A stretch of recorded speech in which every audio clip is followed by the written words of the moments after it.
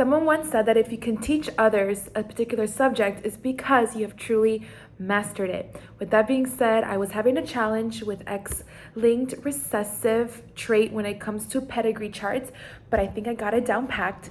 So here we go. First thing of all, when we think about X-linked recessive, we have to think about chromosomes, okay? So when we think about women, it's XX, males are XY. So in this case, if it's X-linked recessive, we have to think about who is going to be more affected. And in this case, it's going to be males. Because remember, males only have one X chromosomes, whereas females, because they have two, they have an extra round to inactivate that particular gene. With that being said, when we think about X-linked recessive, we have to think about that it can be transferred from a female carrier who is not affected, but she's a carrier, to her sons. You would never see male to male. I wouldn't say never, but slim to never. But yeah, in this case, mostly males are going to be affected. And here's a quick pedigree chart, and let's go over it.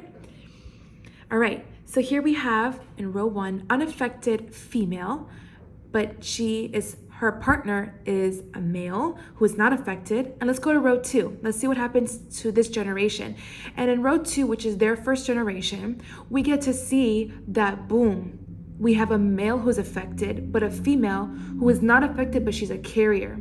So remember, X-linked recessive tells us that male to male cannot be transferred. But it can be where a female carrier can give it to her son. In this case, that is the case.